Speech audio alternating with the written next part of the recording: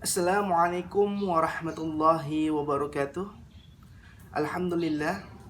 Alhamdulillahilladzi an'amana bi ni'matil iman wal islam. Wassalatu wassalamu ala sayyidina Muhammadin wa ala alihi wa sahbihi ajma'in. Yang sama-sama kita hormati Pembina Yayasan Pendidikan Islam As-Sabar, Ibunda Hajah Nur Asyah SAG, Bapak Kepala Madrasah Ibtidaiyah Ar-Ridha, Bapak Abdul Syakur SPDI, serta bapak-bapak, ibu-ibu, dewan guru Madrasah Ibtidaiyah Ar-Ridha yang insya Allah dalam lindungan Allah Subhanahu wa Ta'ala, serta anak-anakku yang sedang dalam proses belajar di rumah, yang insya Allah dalam imunitas yang kuat sehingga terhindar dari wabah penyakit COVID-19. Amin amin ya rabbal alamin. Puji syukur mari sama-sama kita panjatkan kehadirat Allah Subhanahu wa Ta'ala, yang dimana di bulan Ramadan ini kita masih sama-sama dapat berkumpul, bertemu di media sosial dalam rangka Kultum Ramadan secara virtual. Baik, salawat serta salam tak lupa kita sampaikan kepada junjungan kita Nabi Muhammad SAW. Semoga kita semuanya mendapatkan syafaatnya di hari akhir nanti. Amin amin ya rabbal alamin. Baik, Bapak akan menjelaskan kultum dengan judul tips menjaga kesehatan dengan mengatur pola makan di bulan Ramadan. Berpuasa merupakan ibadah yang dilakukan selama bulan suci Ramadan dengan menahan diri dari makanan dan minuman serta hal-hal yang dapat membatalkan puasa dari terbit fajar hingga terbenamnya matahari. Oleh karena itu, anak-anakku semuanya, selama kurang lebih 14 jam kita berpuasa harus tetap menjaga imun dan daya tahan tubuh sebagai modal menjalankan puasa agar diri kita juga dapat terhindar dari penyakit. Kita harus seimbang dalam memberikan asupan makanan yang ada di dalam tubuh kita. Waktunya dari mulai berbuka sampai nanti kita sahur di malam hari. Apa sih yang dibutuhkan di dalam tubuh itu? Yang dibutuhkan di dalam tubuh itu yang pertama ada karbohidrat, ada vitamin, ada mineral, ada protein, kalsium, lemak baik, dan lain sebagainya. Itu semua harus ada di dalam tubuh kita saat kita berpuasa. Jadi ketika itu semuanya ada dalam tubuh kita, kita bisa sehat, kita bisa fit menjalankan amaliyah Ramadan di tahun ini. Seperti sholat tarawih, berpuasa, sholat witir, zakat, infak, dan sedekah kita bisa laksanakan dengan fit di bulan Ramadan ini. Contoh Bapak berikan seperti apa sih makanan yang baik itu. Contoh kita hadirkan ada nasi putih, ada ayam goreng, ada sayur sop, ada susu, dan lain sebagainya. Ada gorengan deh di meja kita saat kita berbuka. Itu baik gak sih Pak? Baik. Yang pertama, nasi putih itu mencukupi karbohidrat, sayur sop mencukupi mineral. Di dalam sayur sop ada wortel. Wortel itu mengandung vitamin A. Kemudian ada kuahnya mengandung mineral. Itu sudah cukup. Pak, tapi saya makan gorengan Pak, boleh gak sih Pak? Boleh, tapi jangan sering-sering.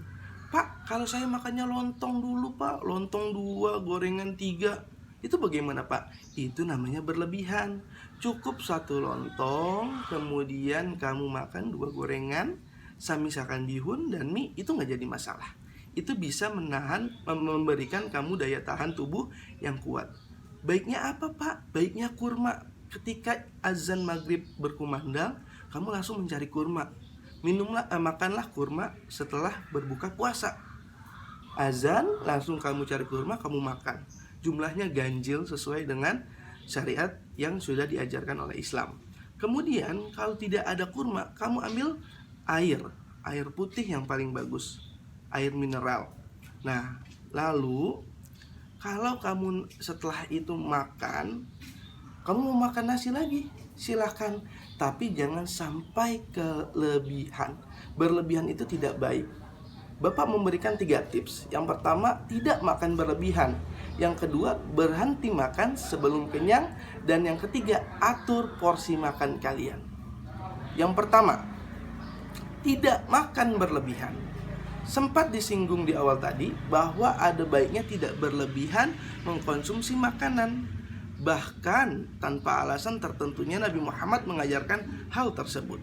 Apabila makan dengan berlebihan, dikhawatirkan akan menimbulkan berbagai macam kerugian, seperti makanan yang justru tidak habis, yang menjadi mubazir hingga mengalami mual dan muntah karena kekenyangan. Banyak kan ketika kalian makan banyak saat tarawih nggak bisa bangun karena kekenyangan,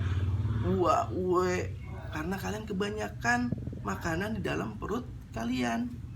Kemudian Rasulullah SAW dari Aisyah radhiyallahu anhu berkata, dahulu Rasulullah tidak pernah mengenyangkan perutnya dengan 2 jenis makanan. Ketika sudah kenyang dengan roti, beliau tidak makan kurma. Dan ketika beliau sudah kenyang dengan kurma, dia tidak memakan roti. Sungguh mulia apa yang diajarkan oleh Nabi kita.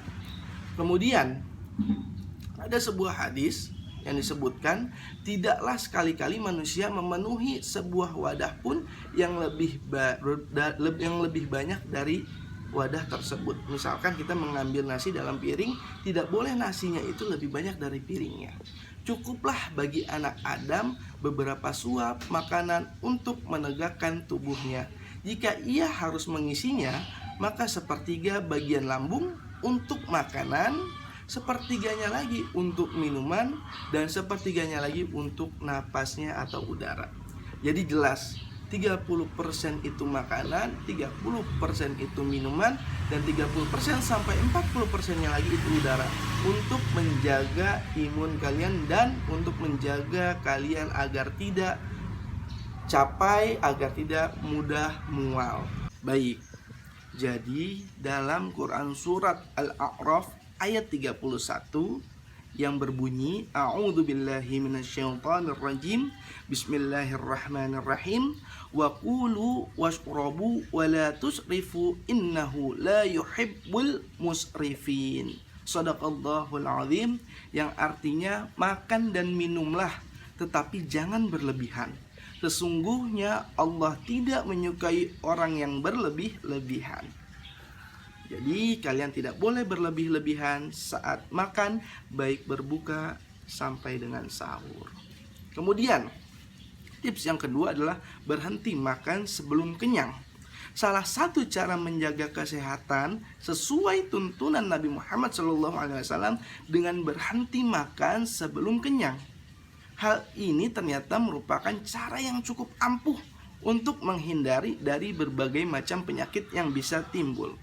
Dilihat dari sisi medis, berhenti makan sebelum kenyang dapat mencegah berbagai masalah pencernaan yang bisa merugikan tubuh tentunya.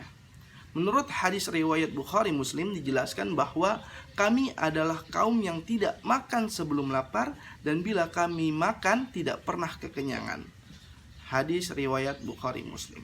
Jadi kalian harus berhenti makan sebelum kenyang dan makan di saat lapar. Yang ketiga adalah mengatur porsi makan kalian.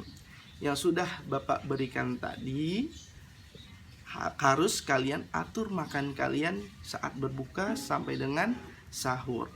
Yang pertama, Nabi Muhammad SAW memberi contoh yang baik mengenai bagaimana porsi makanan yang baik untuk dikonsumsi. Umat muslim disarankan untuk menjaga makanan yang masuk dengan mengatur porsi makanan, minuman, dan udara agar seimbang. Yang tadi sudah Bapak berikan contoh bahwa 30% makanan, 30% minuman, dan 30-40% adalah udara di dalam tubuh kalian.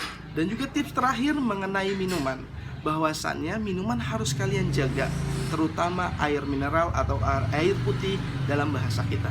Yang pertama, 2 gelas setelah berbuka atau pada saat berbuka. Kemudian 2 gelas pada saat pulang sholat tarawih.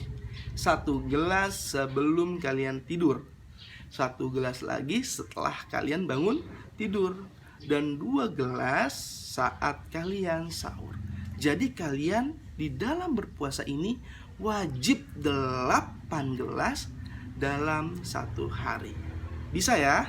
Kalian pasti bisa menjalankan tips-tips yang Bapak sudah berikan.